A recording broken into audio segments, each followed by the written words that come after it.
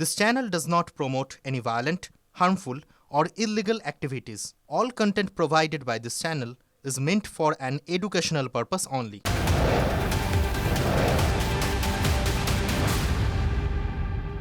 কসবার হোটেলে রবরবে মধুচক্র, সোশ্যাল মিডিয়ায় ডাকা হতো খদ্দের।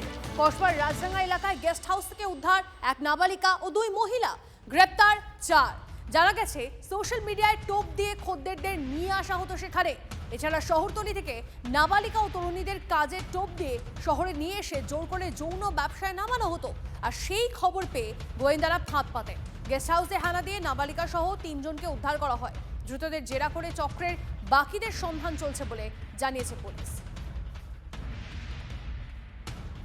3টে সাড়ে 3টের সময় এখানে যাচ্ছিলাম বাড়ির দিকে, তখন গাড়িগুলো ছিল। আর তখন আবার আমি ঘরে গিয়ে যখন ফ্রেশ হয়ে বেরোচ্ছিলাম 6টা সাড়ে 6টা 7টা নাগাদ, তখন দিয়ে গাড়িগুলো এখানে বেরিয়েছিল।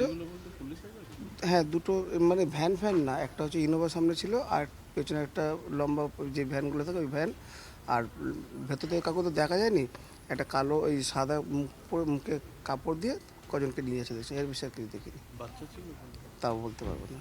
কি জন্য কি হয়েছে জানেন না সেটাই না, কিন্তু আমি ওখান থেকে যখন ঢুকছি তখন আমি গাড়িটা ঘুরিয়ে নিয়েছি, বলছি ওখানে রেট হয়েছে।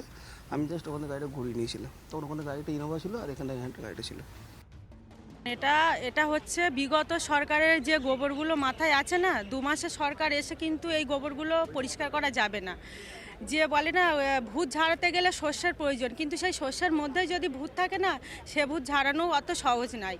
তো যেহেতু সরকার 2-2.5 মাস ক্ষমতায় এসছে, তো এই সরকারের কাছে অনুরোধ থাকবে, নারী চক্র কিন্তু অনেক জায়গায় ঘটছে। শুধু অ্যারেস্ট হলে হবে না, কি বলুন তো, অ্যারেস্ট প্রথমে দেখায় অ্যারেস্ট হচ্ছে, জেলে নিয়ে যাচ্ছে, থানায় নিয়ে যাচ্ছে, তারপরে দেখা গেল কিছুদিন পর জামিন হয়ে গেল, আবার বেরিয়ে গেল।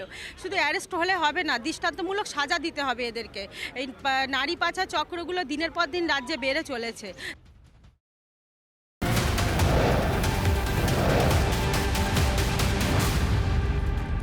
কসবার রাজডাঙ্গায় ব্যাঙের ছাতার মতো গজিয়ে উঠেছে গেস্ট হাউস।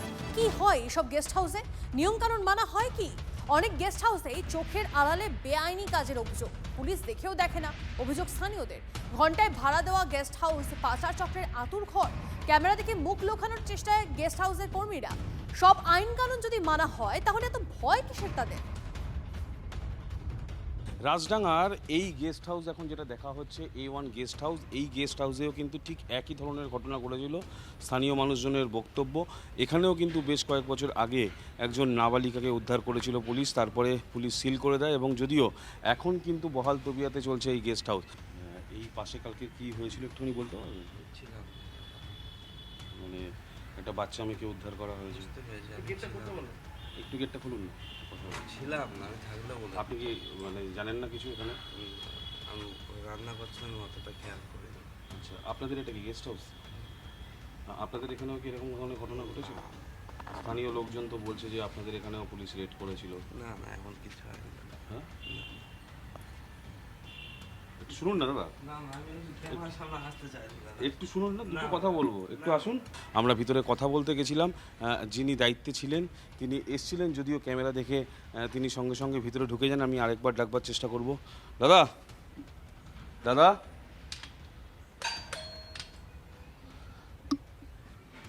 দাদা একটু আসবেন দাদা। যদিও এখন তিনি আর বাইরে বেরোচ্ছেন না। প্রথমে আমাদের এই ক্যামেরা দেখে তিনি পালিয়ে যান এবং পরপর গেস্ট হাউস, এটা যেমন A1 গেস্ট হাউস এবং গতকালকের এই P2 গেস্ট হাউস, এই গেস্ট হাউসে এই ঘটনা ঘটে। এবং তারপরে আরেকটা রয়েছে শ্যাম ইন গেস্ট হাউস।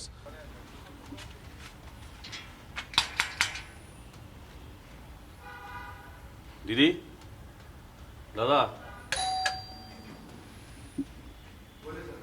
একটু আসুন। আমাদের বিজনেসটা খারাপ। আপনার বিজনেস কেন খারাপ করতে যাবো আমি? ক্যামেরায় আসছে মানে আমার কথাটা শুনুন। এই পাশে যে কালকে ঘটনা ঘটেছিল জানেন? পাশে পুলিশ এসেছিল, ওনারা ইনভেস্টিগেশন করে নিয়ে গেছে, চলে গেছে। একটা বাচ্চা মেয়েকে উদ্ধার করেছে। দেখুন আমরা এরকম তো করে কোনো খবর আমাদেরকে দেয়নি। আপনাদের এখানে কি কোনো বাচ্চা মেয়েরা আসে? না, এখানে কারা আসে? এখানে গেস্ট আসে এবং আইডি কার্ড প্রপারলি থাকে, রুম দেওয়া হয়। তারপরে কত ভাড়া নেওয়া হয়?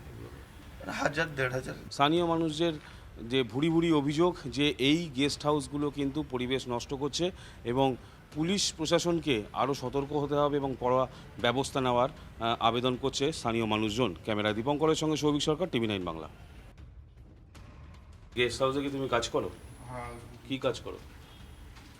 चला था गेस्ट हाउस। गेस्ट हाउस है क्या काम होता है इधर? एक वही गेस्ट हाउस में फैमिली होटल और कपल्स। कपल्स आता है? कपल्स आके मतलब क्या करते इधर? रूम देते हैं। रूम देते हैं? कितना भाड़ा कितना है रूम का? रूम का भाड़ा 1000 रुपया। 1000 रुपया करके। कितना टाइम लग रहता है इधर? तो वही लेते 3-4 घंटे। 3-4 घंटे का हाँ। 1000 रुपया कभी एक दिन के लिए। एक दिन के लिए। इधर बगल में कल पुलिस आया था? आए थे सर पुलिस। तो किस लिए? होटल उधर बंद था। ना पुलिस क्यों आया था? मैं मालूम नहीं सर, मैं देखा था पुलिस पीटी वाला बंद था। इधर क्या बच्ची लोग आता है? नहीं नहीं, बच्चे लोग इधर नहीं आते। इधर कितना उम्र का आता है? वो इधर आता है 19 साल 22 साल 21 साल ऐसा आता है। গেস্ট হাউস তো অনেক আছে, এর আগে অনেক মানে অভিযোগও এসেছিল। পরিবেশ তো নষ্ট হচ্ছেই, একদম ডেফিনেটলি হচ্ছে, কিন্তু করোনায় এবার সবাই পুলিশ প্রশাসন যদি হস্তক্ষেপ করে আমাদেরও ভালো হবে, পরিবেশও ঠিকঠাক থাকবে। নতুন সরকারের কাছে আবেদন একটাই যে ভালো কাজ করছে, তো আশা করি এটাও দেখবে। সব আসে থাকে টাকে এই করে না, অনেকবার অনেকে কমপ্লেন করেছে, এখানে বন্ধ হয় না। বন্ধ হয় না? না, অনেকে কমপ্লেন করেছে পাড়াতে, পরিবেশও নষ্ট হচ্ছে। তাও সব থেকে এই একটা আছে, ওই একটা, ওই একটা, আগে একটাই ছিল, এখন অনেকগুলো হয়ে গেছে। এই নিয়ে 2-3 বার রেড হলো, বন্ধ, সিল করে দিল, ফের খুলে দিল। দুটো বাচ্চা এখান থেকে উদ্ধার হয়েছে। হ্যাঁ, আগের দিন ওইটা তো বন্ধ হয়ে গেছিলো মাসখানেক আগে। 18 বছরের নিচে একজন এসেছিলো, তার জন্য একটা ঝামেলা হয়েছিল, বন্ধ হয়ে গেছিলো। ফের ওটা দেখলাম ফের খোলা হয়েছে। কমপ্লেন করে করে কিছু হচ্ছে না। হচ্ছে না? না, পুলিশ কোনো কাজ করছে না? আসছে পুলিশ, কোর্ট সিল করছে, আবার কিছুদিন পর খুলে যাচ্ছে।